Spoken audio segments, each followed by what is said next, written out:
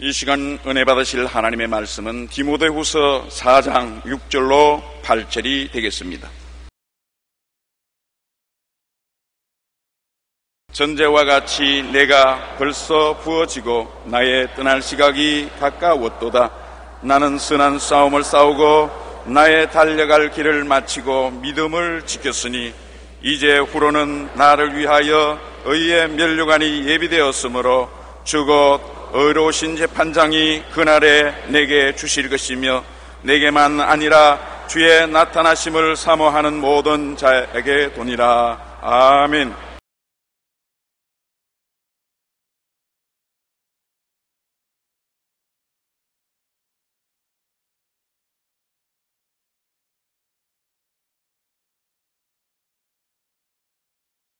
저는 오늘 여러분과 함께 나의 갈 길 다가도록이라는 제목으로 은혜를 나누고자 합니다. 이제 나이가 많으신 사도 바울 선생은 로마 감옥에서 사형 날짜를 기다리고 있었습니다. 그때 그 영적인 아들인 디모데에게 죽기 전에 한번 만나보기를 간청해서 편지를 썼습니다. 그리고 디모데에게 편지를 띄우면서 그 일생의 삶을 요약해서 기록했습니다. 바울 선생께서 살아온 평생을 되돌아보고 또 사후의 희망을 말씀한 그 내용이 우리에게 크나큰 은혜와 위로가 됩니다. 바울 선생께서는 첫째로 내가 한평생 선한 싸움을 싸우고 살아왔다, 그렇게 말했었습니다. 바울의 일생은 처음부터 끝까지 서바이벌 게임이었었습니다. 살아남기 위한 투쟁이었었습니다. 인간의 삶 자체가 생존하기 위한 싸움의 연속입니다. 욥기 5장 7절에 사람은 고생을 위하여 났으니 불꽃이 위로 올라가는 것 같다고 말씀한 것입니다. 우리가 태어났을 때부터 싸움은 시작되는 것입니다. 어머니 뱃속 평안한 보호를 떠나 병균이 득실거리는 세상에 태어나므로 거대한 환경적 변화에 처하게 됩니다. 성경에는 어린아이가 태어나면 8일 동안 가장 생사의 기로에 선다고 말했습니다. 8일이 지나고 난 다음에야 하나님과 선민 계약인 할례를 베풀라고 했습니다. 왜냐하면 8일 전에는 죽을지 모르기 때문인 것입니다. 8일이 지나야 그가 한 인간으로서 생존할 것이냐 안 할 것이냐는 것이 결정된다고 말을 하고 있는 것입니다. 우리는 태어나서 이 세상에 존재할 때부터 생존 경쟁에 투입되는 것입니다. 교육, 직업, 이식주, 행복과 부유와 평안한 삶을 추구하기 위해서 우리는 끝없이 노력해야만 되는 것입니다. 국민일보 5월 17일자에는 우리나라 성인 남녀의 결혼관에 대한 조사 연구 결과가 발표되었는데 그 내용은 너무나 깜짝 놀랄 일입니다. 한국보건사회연구원은 보건복지포럼 5월 후에 2005년 우리나라 성인 남녀의 결혼에 대한 긍정적인 태도율은 그 결과 조사 발표가 이러합니다. 그런데 우리나라 성인 남녀 중 51%가 결혼을 안 해도 괜찮다고 응답했습니다. 우리 세대에는 태어나면 반드시 결혼을 해야 된다고 생각했는데 요새의 젊은이들은 결혼 안 해도 괜찮다는 젊은이들이 51%나 됩니다. 자녀가 없어도 무관하다고 생각하는 사람이 34.9%나 됩니다. 결혼과 자녀에 대해 올해 초 여성가족부가 발표한 2005년 전국가족 실태조사 결과에 따르면 결혼을 해도 출산을 하지 않겠다는 가장 큰 이유는 자녀 양육 및 교육비의 부담 때문인 것으로 드러났습니다. 이러한 이유로 현재 20대 청년들 중에는 58.3%가 결혼을 해도 자녀를 낳지 않겠다고 응답했습니다. 또한 여성가족부 조사에는 우리나라의 모든 연령대의 부부 갈등의 가장 큰 이유가 경제적 어려움인 것으로 나타났습니다. 인간의 삶은 그 자체가 생존하기 위한 처절한 싸움입니다. 더구나 경제적인 전선에서 싸움은 피를 말리는 것입니다. 교육과 직업, 이식주, 행복, 부여와 평안한 삶을 추구하기 위해 모든 사람들이 생존 경쟁을 하고 있습니다. 살아있는 동안에 이 생존 경쟁은 그치지 않습니다.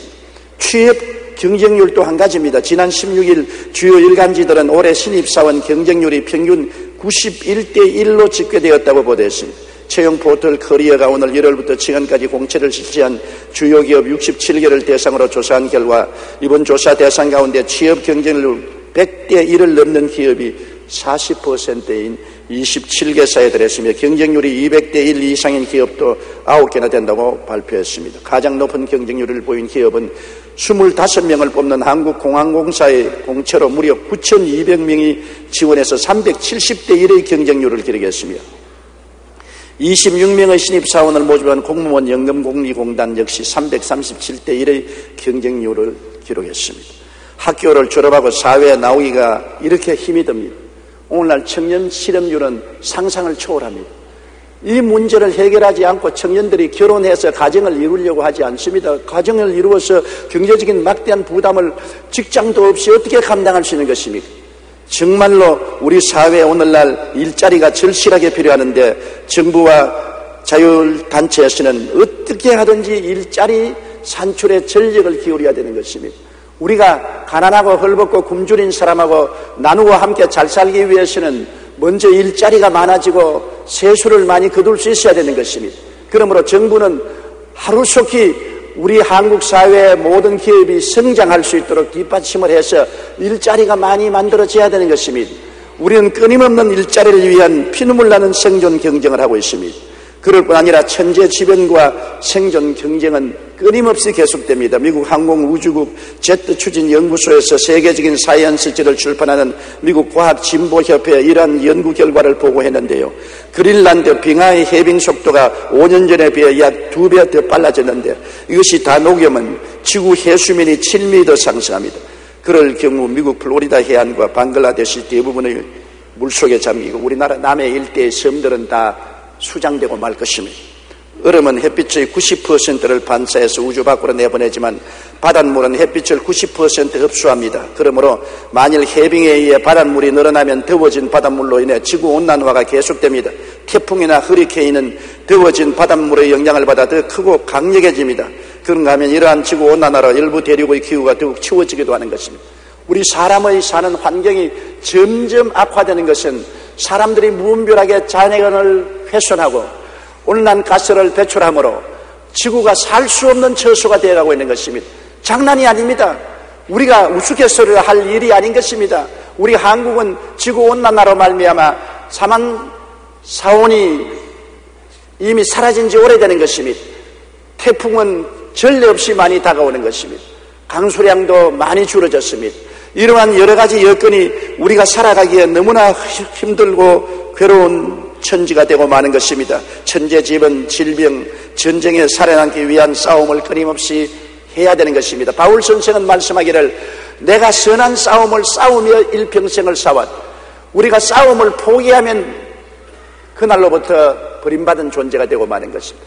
우리의 현실 생활에서 개인, 가정, 사회, 국가의, 나라의 생존을 위해서 끊임없이 싸울 수밖에 없습니다. 그러나 우리 사람의 힘은 너무나 연약하기 때문에 인간의 힘에만 의존해서 싸움에 승리할 수가 없습니다. 천지와 만물을 지으시고 전지전능 무소부지하신 하나님의 도우심이 없이는 우리의 생존 경쟁의 싸움에서 패배할 수밖에 없습니다. 시편 91편 2절로 3절에 그는 나의 피난처요 나의 요새요 내가 의리하는 하나님이라 하리니 이는 저가 너를 새 사냥꾼의 올무에서 극한 연병에서 건지실 것임이라고 말했습니다. 10절에 화가 내게 미치지 못하며 재앙이 내 장막에 가까이 오지 못한다고 말했습니다. 잠언서 1장 33절에 오직 내 말을 듣는 자는 평안히 살며 재앙의 두려움이 없이 안전하리라. 사람들이 하나님을 저버리고 아담 해와 때부터 세상으로 향했기 때문에 하나님 없이 인본주의로 인간의 지혜와 총명 수단과 방법으로 살려고 했기 때문에 다가온 모든 붕괴 상황이 현재인 것입니다. 윤리와 도덕적인 붕괴뿐 아니라 사회생활의 붕괴, 자연의 붕괴가 오늘날 인류 생활의 종말을 가져오고 있는 것입니다. 우리는 이런 것을 해결하기 위한 선한 싸움을 계속 싸워야 되는 것입니다. 개인의 생활을 위해서, 가정을 위해서, 사회를 위해서, 국가를 위해서, 우리 지구의 생존을 위해서 끊임없는 싸움을 계속해야만 되는 것입니다. 그뿐 아니라 우리 예수 믿는 사람들은 영적인 전쟁을 끊임없이 해야 되는 것입니다. 세속과 탐욕, 근심, 걱정, 시험, 환란이 우리를 도적질하고 죽이고 멸망시키려고 시시각각으로 공격해 오는 것입니다.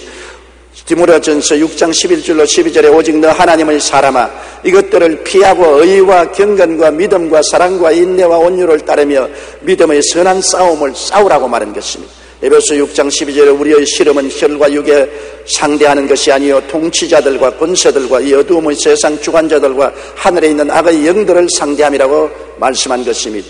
영적으로 나태해지면 결국에는 마귀의 밥이 되고 세속의 노예가 되고 마는 것입니다. 영적으로 깨어 있어서 항상 기도하기를 힘쓰고 말씀을 읽고 두세 사람이 모여 예배드리기를 힘써서 영적으로 살아 있어야 되는 것입니다. 이것도 끊임없는 신앙의 싸움인 것입니다. 바울 선생은 복음을 전가하기 위해서 많은 고통을 당했습니다. 복음을 전가하기 위해서 편안하게 생활할 수는 없습니다. 복음에 저항하는 세력들이 세계 도처에 있어서 끊임없이 충돌하고 싸움을 할 수밖에 없습니다. 선한 싸움을 되돌아본 바울 선생은 고린도후서 11장 23절로 27절에 이렇게 기록했습니다. 그들이 그리스도의 일꾼이냐 정신없는 말을 하거니와 나는 더욱 그러하도다. 내가 수고를 넘치도록 하고 옥에 갇히기도 더 많이 하고 매도 수없이 맞고 여러 번 죽을 뻔하였으니 유대인에게 40에 하나 감한 매를 5번 맞았으며 3번 태장으로 맞고 1번 돌로 맞고 3번 파선하고 일주일을 깊은 바다에서 지냈으며 여러 번 여행하면서 강의 위험과 강도의 위험과 동족의 위험과 이방인의 위험과 시내의 위험과 광야의 위험과 바다의 위험과 거짓 형제 중의 위험을 당하고 또 수고하며 애쓰고 여러 번 자지 못하고 줄이며 목마르고 여러 번 굶고 춥고 헐벗었노라. 바울 선생의 일생은 싸움의 연속이었습니다.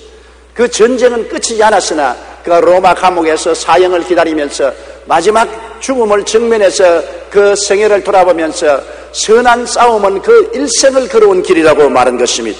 우리가 선한 싸움을 싸우지 않고 이 지상에 존재할 수 없습니다. 그러나 우리의 선한 싸움을 인간의 힘으로 싸우면 백전백패할 수 있습니다. 우리를 돕기 위해서 선한 목자 예수님이 우리와 함께 계신 것입니다. 다윗은 말하기를 야훼는 나의 목자시니 내게 부족함이 없다. 내가 사망의 엄침한 골짜기로 다닐지라도 해를 두려워하지 않을 것은 주께서 나와 함께 계심이라. 주의 지팡이와 막대기가 나를 안위하신다고 말한 것입니다. 내 앞에 캄캄하고 눈앞이 캄캄해서 어떻게 살아갈지 모를지라도 천지를 지으신 주님, 우리를 사랑하사 십자가에 못 박여 몸짓고 피 흘려 대속의 연총을 베풀으신 주님께서 같이 하여 주셔서 그 지팡이로 길을 열어주시고 막대기로 보호해 주셔서 우리로 하여금 인생을 승리하고 살도록 만들어 주신다는 것입니다. 주님께서는 내가 온 것은 양으로 생명을 얻게 하되 더 풍성히 얻게 하려는 것이라고 말한 것입니다. 그렇기 때문에 우리가 일생을 살 때 선한 싸움을 싸우면서 살지만은 주님을 의지하지 않고 살려고 해서는 안 됩니다. 끊임없이 순간순간마다 우리와 함께 계시는 주 예수님을 의지하고 그의 인도하심을 바라야 되는 것입니다. 우리는 한 치 앞도 모르지 않습니까? 주님이 지팡이가 우리에게 길을 만들어내시고 주의 막대기가 우리를 보호해 주시는 그 능력을 의지하면 우리의 싸움은 승리로 나아갈 수가 있게 되는 것입니다. 싸움 없이 평안히 인생을 살겠다는 사람은 어리석은 사람인 것입니다. 악한 싸움을 싸워서는 안 되겠지만 선한 싸움, 생존을 위한 싸움은 끊임없이 싸워야 할 것입니다. 둘째로 바울 선생은 내가 달려갈 길을 다 달려갔다고 말하는 것입니다. 그는 로마의 감옥에서 일생을 살아온 뒤안길을 돌아다보고 나는 출발로부터 지금까지 머나먼 인생길을 잘 달려왔다고 말했습니다. 인간은 모두 두 가지 길 중 한 길을 달려가야 하는 것입니다. 마태복음 7장 13절로 14절에 좁은 문으로 들어가라. 멸망으로 인도하는 문은 크고 그 길이 넓어 그리로 들어가는 자가 많고 생명으로 인도하는 문은 좁고 길이 협착하여 찾는 자가 적음이라고 말한 것입니다. 세상 길은 넓은 길입니다. 왜냐하면 세상 길을 살아가는 곳은 절제되지 않은 길이요 방종의 길입니다. 이렇기 때문에 아주 길이 넓어 보이지만 세상 길은 살아가면 살아갈수록 가시밭 험한 길이 예비되어 있는 것입니다. 그리고 마지막은 너무나 좁디 좁은 파멸과 좌절과 절망의 길인 것입니다. 세상의 길은 인본주의의 길이요 거짓된 길이요 죽음의 길에 불과한 것입니다. 에레미야 17장 5절에 무릇 사람을 믿으며 육신으로 그의 힘을 삼고 마음이 야훼께서 떠난 그 사람은 저주를 받을 것이라고 말한 것입니다. 세상 길은 넓어 보이고 절대되지 않고 방종한 길이지만은 행복한 길은 되지 못합니다. 그곳은 저주가 따르는 길이 되는 것입니다.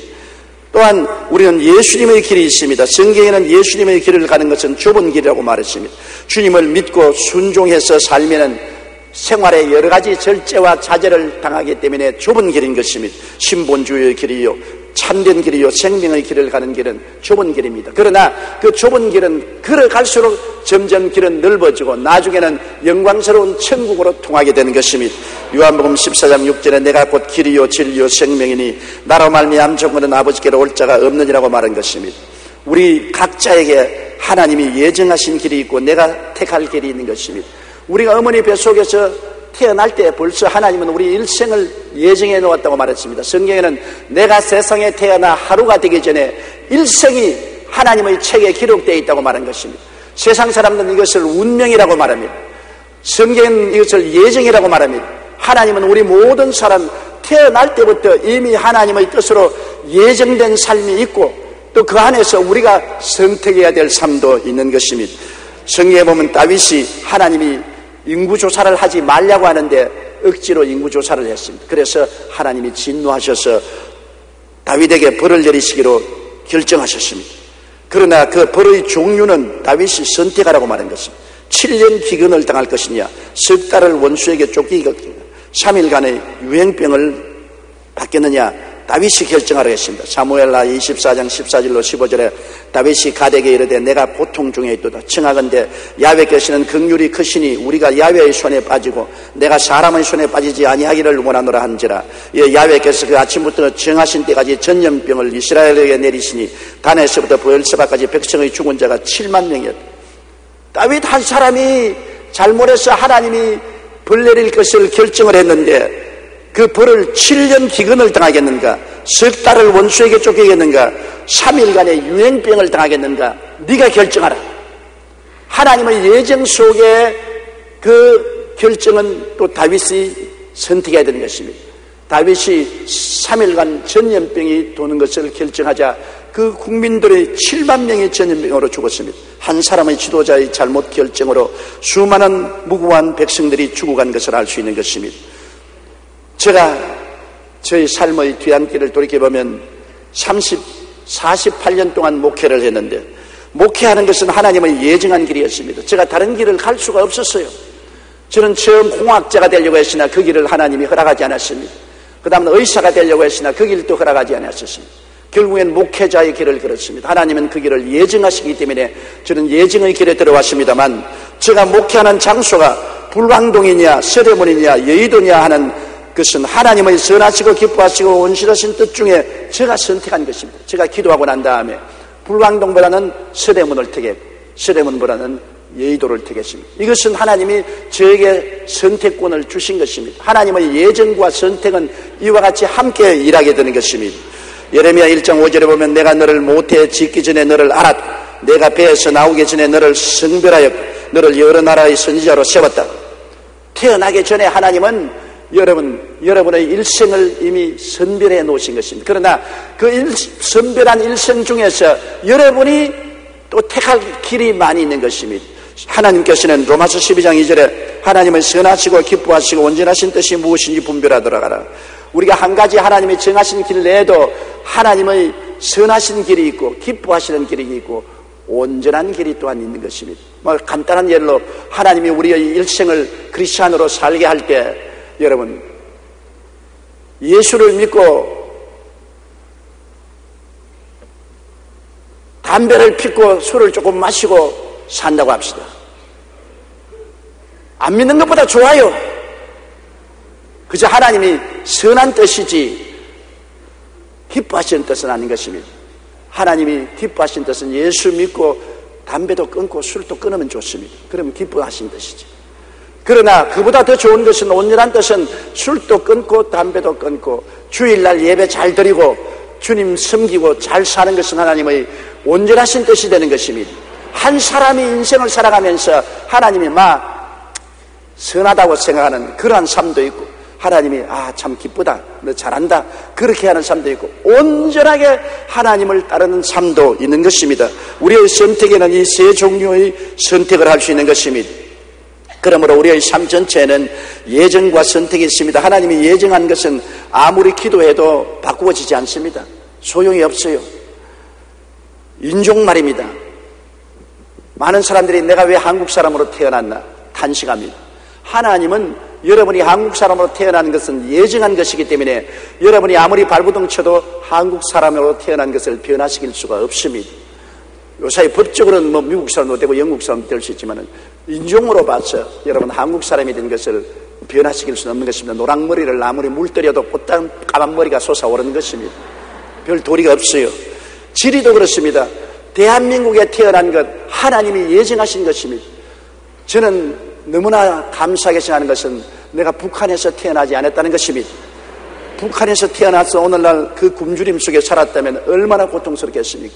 그러나 하나님이 예정하셔서 우리 아버지 어머님이 대한민국에서 저를 낳았기 때문에 대한민국에 태어난 것은 예정인 것입니다. 시대도 그러신 것입니다. 우리 대한민국이 5,7년 역사 중에 오늘날이 가장 좋은 시대에 태어나서 살고 있는 것입니다. 일정 36년 동안에 제가 자랐지만 너무나 고통스러웠고 6.25 사변 때의 비극은 오늘날 안 당한 사람들은 아무리 설명해도 설명이 안 될 정도로 비참했습니다. 그때 70, 80 된 사람은 너무나 억울하게 죽었습니다. 아마 그분들이 요사이 살아나서 대한민국의 현실을 본다면 기절초풍을 할 것입니다. 아마 기절해서 도로 죽을지 모릅니다. 이처럼 다릅니다. 시대도 여러분 예정되어서 여러분 이 좋은 시대에 태어난 것입니다. 문화도 하나님이 정해놓으신 그 시대의 문화 속에 우리가 살고 있는 것입니다. 우리 한국을 보더라도 우리가 삼국시대는 불교 문화권에, 고려조시에도 불교 문화권에, 이시조시는 유교 문화권에, 오늘은 다양한 문화권에 속해 있는 것. 이것도 시대를 따라 예정된 것이고 우리가 그것을 변화시킬 수가 없는 것입니다. 이러므로 우리의 생에 예정된 것이 너무나 많습니다. 그것은 원망하고 탄식해야 소용없습니다. 예정된 인생은 그대로 받아들일 수밖에 없는 것입니다. 저는 제 인생이 하나님께서 예정해서 주신 것을 인정하고 늘 받아들이고 감사할 따르는 것입니다. 그러나 그 예정한 인생 중에서 선택할 수 있는 고난이 또 있는 것입니다. 하나님을 선하시고 기뻐하시고 온전하신 뜻을 따라 선택할 수 있는 것이 뭡니까?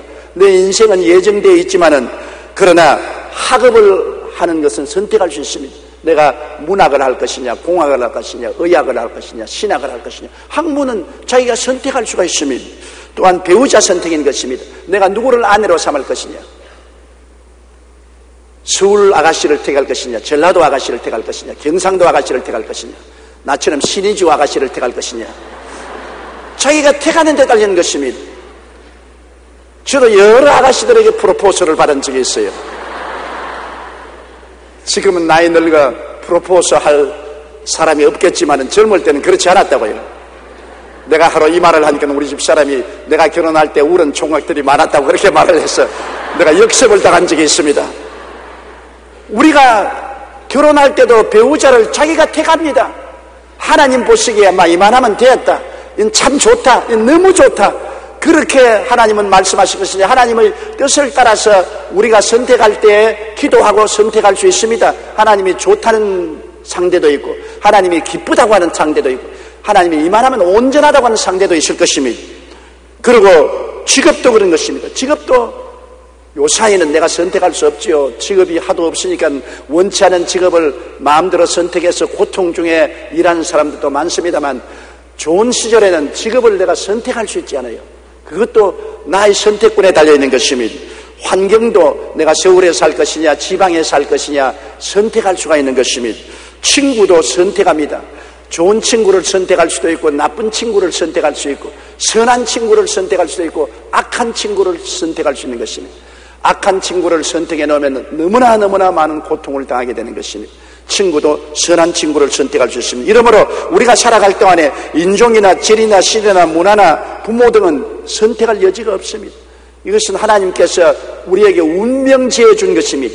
그러나 그렇게 해서 예정된 인생 속에서 우리가 선택할 일들이 너무나 많습니다. 오늘 여러분 교회에 올 것이냐 안 올 것이냐 여러분이 선택한 것입니다. 여러분이 1부, 2부, 3부, 4부, 5부, 6부, 7부 중에 2부를 왜 왔어요? 여러분 선택해서 왔습니다. 우리 지성전이 많은데 왜 본성전까지 왔습니까? 이것도 여러분이 선택한 것입니다. 그러므로 우리가 예정된 운명은 받아들이지만 선택은 끊임없이 하나님께 기도해서 주님의 인도를 받아서 하나님의 선하시고 기뻐하시고 온전하신 뜻을 따라 살아야만 하는 것입니다. 백의의 천사로 널리 알려진 나이팅게일은 30세 되는 날 일기에 이렇게 적었습니다. 오늘 내 나이 30이 되었다. 예수님이 공생애를 시작하신 나이이다. 주님, 저도 오늘부터 당신의 부르심에 따라 살겠습니다. 유치했던 생각은 버리고 나를 세상에 태어나게 하신 주님의 목적에 순종하겠습니다. 그리고 나이팅게일은 간호사로 헌신해서 많은 사람들에게 사랑을 전하고 백의의 천사로 알려졌습니다. 후에 한 기자가 성공적인 생활의 비결이 무엇이냐 묻자 그녀는 비결은 하나뿐입니다. 주님께서 나를 불러주신 그 뜻에 나를 맡기고 끝까지 그 길을 따라가는 것입니다. 하나님의 부르심을 듣고 그 뜻에 순종하기로 결단하는 것은 선택입니다. 하나님께서 그를 백의의 천사로 간호사로 부른 것은 예정된 것이지만 간호사로 살 것이냐 말 것이냐 결단을 내리는 것은 자기가 결단 내릴 수 있는 것입니다. 간호사로서 평범하게 살 수도 있고 기쁘게 하고 살 수도 있고 최선의 길을 향해서 살 수도 있는데 나이팅게일은 최선을 다해서 살아서 하나님께 영광을 돌리는 삶을 살으신 것입니다. 바울 선생은 하나님께로부터 받은 사명, 즉 온천하에 나가서 복음을 증거하는 예정을 중도에서 포기하지 않고 끝까지 순종하여 종착지까지 달려왔습니다. 그는 로마의 감옥에까지 달려온 것입니다. 그가 중도에 포기할 수 있었습니다. 선교사로서 부름을 받았으나 로마까지 안 갈 수도 있었습니다. 그러나 그는 끝까지 하나님의 부르신 사명을 받았기에 그 사명을 받아서 시행하는 데 있어서 하나님의 선하신 뜻, 기뻐하시는 뜻, 온전하신 뜻 중에 온전한 뜻을 따라 살려고 결심했습니다. 그래서 선교를 할 때 예루살렘만 머물러 있지 않았습니다. 유대만 이 말이 머물러 있지 않았습니다. 사마리아만 머물러 있을 수 있었습니다. 소아시아만 머물러 있을 수 있었습니다. 그러나 끝까지 로마까지 그는 하나님의 온전하신 뜻을 향하여 전진했던 것입니다. 고린도후서 1장 9절로 10절에 우리는 우리 자신이 사형선고를 받은 줄 알았으니 이는 우리로 자기를 의지하지 말고 오직 죽은 자를 다시 살리시는 하나님만 의지하게 하심이라. 그가 이같이 큰 사망에서 우리를 건지셨고 또 건지실 것이며 이후에도 건지시기를 그에게 바라노라. 어마어마한 고통을 당하면서도 그는 편안한 길을 택하지 아니하고 하나님의 선하시고 기뻐하시고 온전한 뜻 중에 온전한 뜻을 선택해서 끝까지 달려갔던 것입니다. 우리도 주님 따르는 삶의 길을 끝까지 포기하지 말고 삶의 종착역까지 달려가야만 하는 것입니다. 여러분이 예수를 믿고 구원받는 것은 하나님이 선택한 것입니다. 하나님이 만세전에 여러분을 그리스도 안에서 선택하사 하나님의 자녀가 되도록 예정해 주셨는데 이 예정을 끝까지 따라가는 것이 여러분의 선택에 달린 것입니다. 하나님이 날 선택해 주셨지만 나는 버리고 세상 길로 향하겠습니다 하면 이것은 어찌할 도리가 없는 것입니다. 하나님의 선택을 저버리는 것입니다. 하나님이 선택해 주시도 여러분 끝까지 그 선택을 받아서 하나님의 선하시고 기뻐하시고 온전하신 뜻대로 사는 것은 여러분의 결정에 달려있는 것입니다. 끝까지 종착역까지 하나님을 잘 섬기고 예수님을 믿는 여러분 되시기를 주님 이름으로 축복합니다. 빌립보 3장 12절에 내가 이미 얻었다 함도 아니요 온전히 이루었다 함도 아니라 오직 내가 그리스도 예수에게 잡힌다는 것을 잡으려고 달려간다고 말하는 것입니다. 히브리 3장 14절에 우리가 시작할 때 확신한 것을 끝까지 견고히 잡으면 그리스도와 함께 참여한 자가 되리라고 말하는 것입니다. 셋째로 바울 선생은 믿음을 지켰다고 말하는 것입니다. 내가 선한 싸움을 다 싸우고 달려갈 길을 다 달려가고 믿음을 지켰다고 하는 것입니다. 믿음은 하나님의 선물로 우리에게 주신 것입니다. 여러분, 예수를 믿게 된 것은 하나님이 우리에게 믿을 수 있는 힘을 주시기 때문인 것입니다. 아무리 전도해도 안 믿는 사람이 있습니다. 내가 최근에 아주 참으로 훌륭하신 분을 만났는데 그분을 위해서 김장한 목사님이 온갖 정성과 노력을 다 기울였지만은 그분은 끝까지 믿음을 거부합니다. 저하고 같이 식사를 하면서 김장한 목사가 나에게 목사로서 너무나 많은 호의를 베풀고 선을 베풀어 주어 내 마음이 감동되었지만 신앙을 변경시킬 생각은 없다는 것입니다. 그러므로 예수 믿는 것, 하나님이 마음을 변화시켜 주셔야 예수 믿게 되는 것입니다. 하나님이 변화시키지 않으면 아무리 외부적으로 선을 베푸고 자선을 베풀어도 그것이 효과를 발생하지 않은 것입니다. 성령으로 말미암지 않고는 그리스도를 주라고 할 수가 없습니다. 여러분, 예수 믿게 된 것을 그렇게 보통 일로 생각하지 마십시오. 하나님이 여러분 마음을 열어주셨기 때문에 예수를 믿게 된 것입니다. 믿음은 하나님의 위대한 선물인 것입니다. 인생이 살면서 자기가 받을 수 있는 가장 큰 선물이 믿음의 선물인 것입니다. 유다서 1장 3절에 사랑하는 자들아 우리가 일반으로 바란 구원에 관하여 내가 너희에게 편지하려는 생각이 간절한 차에 성도에게 단번에 주신 믿음의 도를 위하여 힘써 싸우라는 편지로 너희를 구원하여야 할 필요를 여겼다. 성도에게 단번에 주신 믿음인 것입니다. 하나님이 여러분에게 믿음을 주셔야 여러분이 예수를 구주로 믿을 수 있고 하나님을 섬길 수가 있는 것입니다. 믿음은 내 마음에 스스로 연구해서 믿는 것이 아닙니다. 감각적으로 믿는 것이 아닙니다. 영적으로 선물로 주어주신 것입니다. 영국의 위글 워스 목사는 그의 사역 가운데 14번이나 죽은 자를 살렸습니다. 굉장한 믿음의 용사였습니다. 이러한 그의 사역은 20세기 전 세계에서 성령의 은사를 통한 복음 전파에 큰 영향을 주었습니다.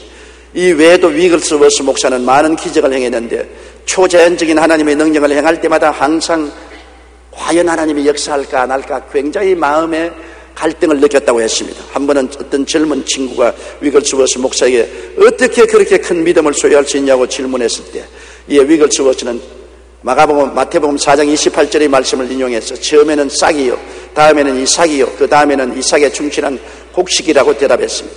그의 믿음이 날마다 하나님을 알아감으로써 처음에는 싹이 나고 다음에는 이삭이 생기고 다음에는 열매의 곡식을 맺는 것처럼 자라난다는 것을 말하는 것입니다.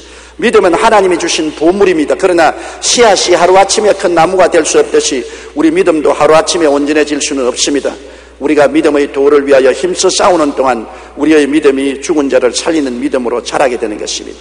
예수님께서 비유하신 말씀 중에 씨 뿌리는 비유가 있습니다. 한 사람이 나가 씨를 뿌릴 때 어떤 씨는 길거리에 떨어지며 새들이 와서 먹어버리고 다른 씨는 흙이 얇은 바위에 떨어지며 삭이 나나 말라 죽었고 다른 씨는 가시능쿨에 떨어져서 기운이 지나여 말라 죽어버리고 또 다른 씨는 좋은 옥토에 떨어지며 30배, 60배, 100배로 결실했다고 말한 것입니다. 이 믿음이 길거리 믿음이 되어서는 안 됩니다. 길거리는 수많은 사람이 밟고 지나가는 무관심의 자리인 것입니다. 우리가 하나님의 믿음을 주셔도 믿음을 키우겠다는 관심이 없이 그대로 내버려두면 마귀가 그 믿음을 빼앗아가 버리고 마는 것입니다. 마태복음 13장 19절에 아무나 천국 말씀을 듣고 깨닫지 못할 때는 악한 자가 와서 그 마음에 뿌려진 것을 빼앗나니 이는 곧 길가에 뿌린 씨요. 그 다음에 자갈밭에 있는 믿음은 습관적인 형식적인 믿음인 것입니다. 그저 교회에 습관적으로 왔다 갔다 합니다. 아유 벌써 주일이 왔냐? 왜 그렇게 빨리 오냐? 성경 어디 두었냐? 저 농장 밑에 있느냐? 책장 밑에 있느냐? 어디냐? 좀 찾아라. 그렇게 형식적으로 의식적으로 믿는 믿음은 자라지 않습니다. 자갈밭에 있는 믿음은 마태복음 13장 20절로 21절에 돌밭에 뿌리었다는 것은 말씀을 듣고 즉시 기쁨으로 받되 그 속에 뿌리가 없어 잠시 견디다가 말씀으로 말미암아 환난이나 박해가 일어날 때는 곧 넘어지는 자요. 가시밭 믿음은 탐욕에 짓밟힌 믿음인 것입니다. 마음의 육신의 정욕, 안목의 정욕, 이생의 자랑이 가시밭처럼 우거졌기 때문에 탐심과 욕심으로 말미암아 믿음이 녹아져 버리고 마는 것입니다. 처음엔 믿음을 받아들였으나 그 믿음이 자기의 탐심과 욕심을 충족하지 못하니까 그냥 버려버리는 것입니다. 마태복음 13장 22절에 가시떨기에 뿌려졌다는 것은 말씀을 들으나 세상의 염려와 재물의 유혹에 말씀이 막혀 결실하지 못하는 자라고 말하는 것입니다. 옥토의 믿음은 보배로운 믿음인 것입니다. 마태복음 13장 23절에 좋은 땅에 뿌려졌다는 것은 말씀을 듣고 깨닫는 자니 결실하여 어떤 것은 100배, 어떤 것은 60배, 어떤 것은 30배가 되느니라. 이런 좋은 옥토는 관심을 가지고 의식과 형식적인 신앙이 아니고 탐욕으로 짓밟힌 삶이 아니고 순수하고 헌신적인 믿음으로 주님을 섬기면 믿음이 자라나게 되는 것입니다. 우리가 말씀을 들으면 씨앗이 뿌려진 것 아닙니까? 말씀이 마음속에 뿌려지면 그 말씀을 듣고 이것을 무관심하게 내버려 놓지 않고 말씀을 사랑하고 묵상하고 마음에 받아들이고 그리고 하나님을 예배하고 찬송하고 기뻐하고 믿고 순종하면 우리 믿음이 자라는 것입니다. 30배, 60배, 100배로 자라는 것입니다. 믿음이 현저하게 성장하면 하나님은 믿은 대로 역사하기 때문에 더 큰 일을 할 수가 있고 더 큰 복을 내려줄 수가 있는 것입니다.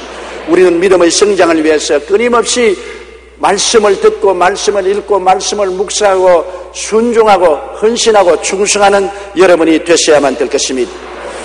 저는 지구촌 믿음의 행진에 대해 흥미있는 자료를 본 적이 있습니다. 주님 후 100년에는 지구촌의 사람이 그렇게 많지 않았는데도 360명 중에 한 사람이 예수 믿었습니다. AD 1000년에는 220명 중 한 사람이 예수님을 믿었습니다. 1500년대에는 59명 중 한 사람이 예수를 믿었고 1900년대에는 27명 중 한 사람이 예수를 믿었고 1980년대에는 11명 중 한 사람, 1990년대에는 7명 중의 한 사람이 예수를 믿었습니다. 믿음의 행렬이 해를 거듭하면서 기하급수적으로 늘어납니다. 통계 자료를 보면 2000년에는 지구촌 인구 60억 중에 20억이 예수님을 믿고 있습니다. 적어도 3사람 중에 한 사람이 그리스도인이 된 것입니다. 2000여 년의 인류 역사가 수많은 전쟁과 사건으로 점철되어 있지만 그 속에서도 하나님의 구원의 역사는 계속되고 있는 것입니다.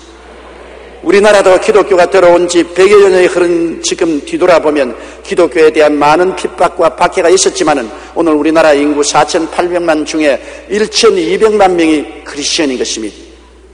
믿음은 하나님이 우리를 선택해서 그저 준 선물입니다. 주시는 분도 하나님이시고 키우시는 분도 하나님이십니다. 그러므로 우리는 하나님을 믿고 의지함으로 믿음의 도를 위해서 열심으로 싸워야 할 것입니다.